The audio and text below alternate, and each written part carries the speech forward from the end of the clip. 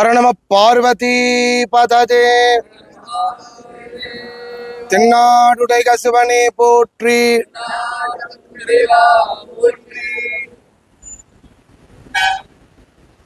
காசி யாத்திரையில மகத்தான ஒரு நாள் இன்னைக்கு.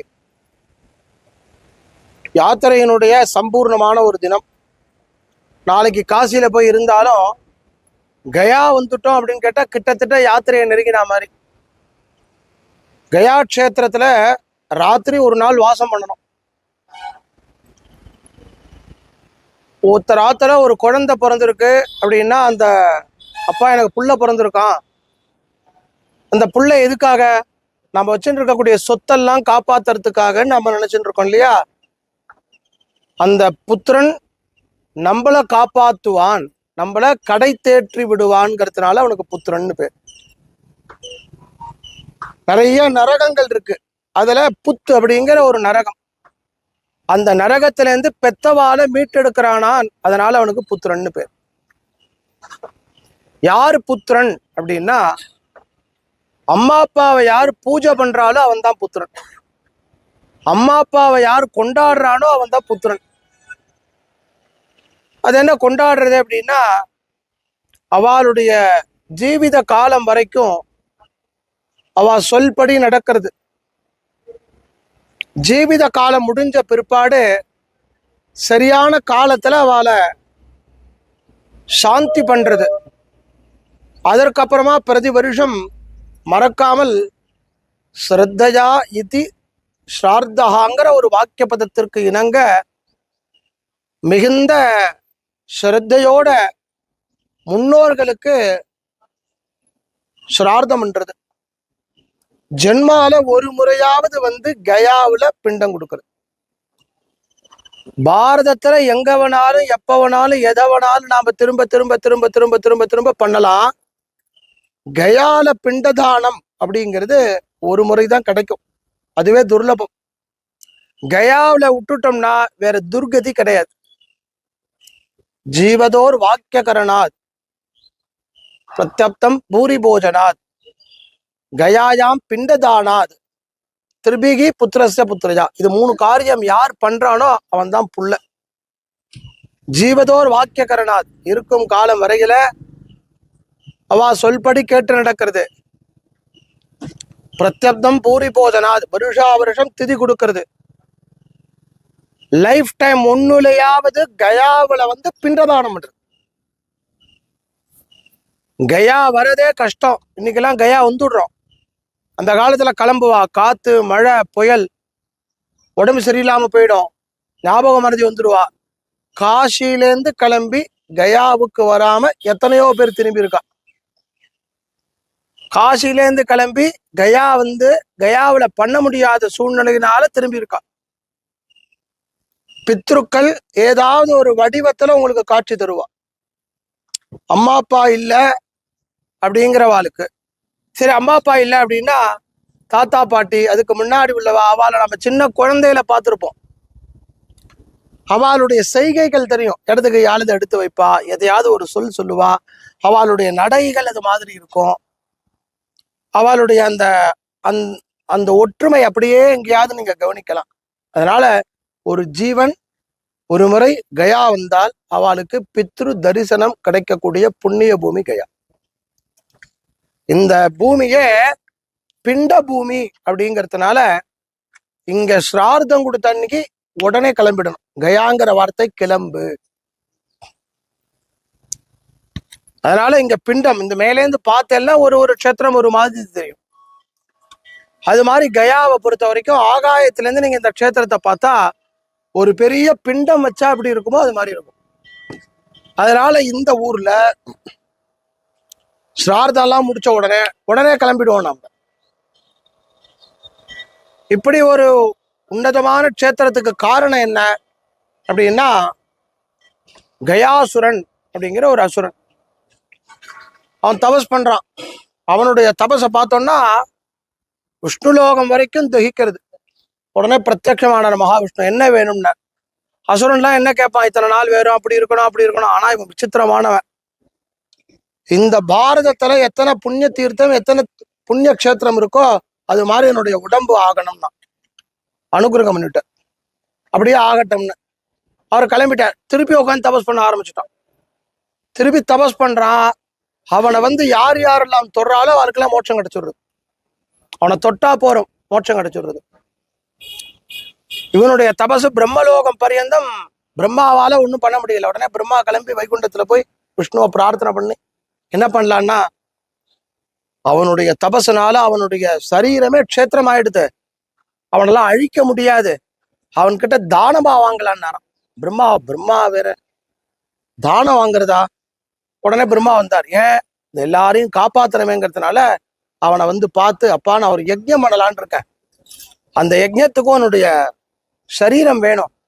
என்ன காரணம்னா, எல்லா திவ்ய கஷேத்திரம் எப்படி இருக்கோ அது மாதிரி உன்னோடது ஆயிடுத்து, அதனால உன்னுடைய சரீரம் வேணும்னு உடனே கொடுத்துட்டான். எடுத்துக்கோ அப்படின்ட்டான். உடம்ப கொடுக்குறான். பார்த்துக்கோங்க ஆச்சரியம். உடனே பிரம்மா அவன் மேல யஜ்ஞ வாட்டிகையை வச்சு யாகம் பண்ண ஆரம்பிச்சா. எத்தனையோ நாள் ஆறுது, அவனுடைய உடம்பு கொஞ்சம் கூட இதுவாகவே இல்லை. உடம்பு ஆட ஆரம்பிக்கிறது. அவனுடைய தபஸ்ல அப்பயும் திருப்பி தபஸ் பண்றான். என்ன பண்றதுன்னு தெரியல. உடனே சுவாமியை பிரார்த்தனை பண்றாரு மகாவிஷ்ணு. உடனே மகாவிஷ்ணு தன் கையில கதையை மட்டும் எடுத்துட்டு வலது பாதத்தை அவனுடைய நாபியில வைக்கிற, அவனுடைய ஹிருதயத்துக்கும் நாபிக்கும் நடுப்பகுதியில் அப்படியே வைக்கிற. அப்படி வச்ச உடனே அவனுக்கு பரம பவித்திரம், பரம சந்தோஷம். அப்படி நாபியில வைக்கிறார். ஏன்னா யாருக்கும் கிடைக்காதது. விஷ்ணுவனுடைய பாதம் சங்கு, சக்கரம், கதை, வில், அம்புங்கிற பஞ்சாயுதம், இதை மீறி சகல விதமான ஔஷதங்கள் இருக்கு, தசாவதாரங்கள் இருக்கு, இதுலயே எல்லாம் அதுதான் விஷ்ணுவனுடைய பாதம். அப்போ அவன் கேட்கறான், இப்போ எனக்கு அனுகிரகம் பண்ணணும். அவன் மேல விஷ்ணுவனுடைய பாதமே அனுகிரகம். அவனை வச்சு ஒரு அழுத்தினா உள்ள போயிடுவான். அப்ப அவன் கேட்கறான், எனக்கு ஒரு அனுகிரகம். உடனே அப்படியே பண்றேன்னாரான். அவன் கேட்ட அனுகிரகம், கயா கஷேத்திரத்துக்கு வந்து முன்னோர்களை உத்தேசித்து யாரு ஒரு தீர்த்தமோ துளசியோ பிண்டமோ நமஸ்காரமோ பண்றாலோ அவளை வைகுண்டத்துக்கு அழைச்சிக்கணும்னா அப்படியே பண்றேன்னாராம். அந்த விஷ்ணு பாதம் தான் கயாவில் இருக்கு. அவன் பூமியில இறங்கிட்டான். பெரிய மலை, அவன் பூமியில இறங்கிட்டான். அந்த ஒரே ஒரு பாதம், ராமர் பாதம்னா 2 பாதம் இருக்கும், விஷ்ணு பாதம்னா ஒரு பாதம் தான் இருக்கும். அந்த கடையில போய் நீங்க விஷ்ணு பாதம் வாங்கிட்டா என்ன ஒன்ன தரையில் இன்னொன்னு எங்க நீங்க அவன்கிட்ட கேட்கப்படாது இல்லையா? அதுக்காக சொல்ல வரேன். விஷ்ணு பாதம் இதுதான். அந்த விஷ்ணு பாதம் தான் கோவில், அழகான கோவில். அங்க விஷ்ணு பாதம் நடுவுல இருக்கு. அதை சுத்தி வெள்ளியினால தடுப்பு இருக்கு. சதா சர்வ காலமும் கொண்டாந்து பிண்டம் அது தலையில போடுவா. பிண்டம் என்னைக்கு போடலையோ உலகம் வெடிச்சு சிதறிடும். அதனால 365 நாள் 24 மணி நேரமும் ஸ்ரார்த்தம் நடந்துட்டே இருக்கும், திதி நடந்துட்டே இருக்கும். திதி நடந்துக்கக்கூடிய ஒரு புண்ணிய பூமி. அந்த அந்த சன்னதிக்கு நேர் மேல உள்ளுக்குள்ள கர்ப்ப கிரகத்துல கதாதரன் விஷ்ணு இருப்பார். அதே அந்த சன்னதியில பக்கத்துல மகாலட்சுமி தாயார் இருப்பார். இதுதான் இந்த க்ஷேத்திரம். இதுல இங்க வந்து பல்குனி நதி, விஷ்ணு பாதம், அக்ஷயவடம், இது 3ம் தான் கயா கஷேத்திரத்தினுடைய உத்கிருஷ்டம் சொல்லப்படுறது. இதுக்கெல்லாம் என்ன விசேஷம், ஏன் இங்க வந்து பண்றோம் அப்படின்னா, இதை மீறி ராமாயண காலத்துல ஜெகன்மாதாவான சீதாதேவியை இங்க சார்தம் பண்ணியிருக்கா. ராமர், லக்ஷ்மணர், சீதை இவாளோட சேர்ந்து கயால தங்குற காலத்துல அவளோட அப்பா தகப்பனாருக்கு ஸ்ரார்த்தம் பண்றார், தீர்த்த ஸ்ரார்த்தம் பண்றார். கையில சாமான் இல்ல, ராமபிரான் வாங்கறதுக்காக அப்படியே கிளம்பி வெளியில போறார். கொஞ்சம் வாழை இலை, முக்கியமா பிராமணால் போஜனத்துக்கு வேணுங்கிறதெல்லாம் வாங்கிட்டு வருவோன்ட்டு கிளம்பி போறார். நேரம் மாறுது, காணும். தசரதர் பிரத்யட்சமாயிட்டார். பிரத்யட்சமாய் நேரம் மாறுதுமா சார்தம் பண்ணுங்கிற. உடனே சீதை பண்றான். யாரே ராமர் வரல, சீதை பண்றா. எல்லாம் முடிஞ்சுடுத்து. தசரதன் கையில பிண்டத்தை கொடுக்கறத கையில வாங்க மாட்டோம்ப்பா, பித்ருக்கள் கீழே வை. அதனாலதான் பிண்ட பிரதானம் பண்றத கீழே வைக்கிறோம், ஆசனம் கிடையாது, கீழே வைக்கிறோம். கீழே வை அப்படிங்கிற. கீழே வைக்க போற இடத்த சாட்சிக்கு வச்சுக்கோங்கிறார். உடனே இப்படி இந்த பக்கம் திரும்பி பாக்குறா. செஞ்சு வச்ச பிராமணன், பக்கத்துல நிற்கிற பசுமாடு, ஓடக்கூடிய நதி, இங்க இருக்கக்கூடிய அக்ஷயவடம், இதெல்லாம் சாட்சிக்கு வச்சுட்டா.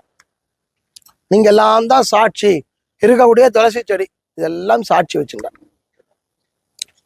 எல்லாம் பண்ணிவிட்டா. தசரதர் பிரத்யட்சமாகி நமஸ்காரம், அப்படியே இவருக்கு ஆசீர்வாதம் பண்றா, சீதை நமஸ்காரம் பண்றா, தசரதர் ஆசீர்வாதம் மட்டும் கிளம்பிட்டார். ராமர் வரார் உள்ள, எல்லாத்தையும் எடுத்து வை ஜானகி, நேரம் ஆறுது, எல்லாம் ஆயிடுத்து, அவசரப்படாதீங்க அப்படி. எப்படி ஆகும்? நான் இல்லாம நீ இப்ப எப்படி பண்ணினக்கிறத நான் எப்படி தெரிஞ்சு போயிரு, கோவப்பட்டு கேட்கிற.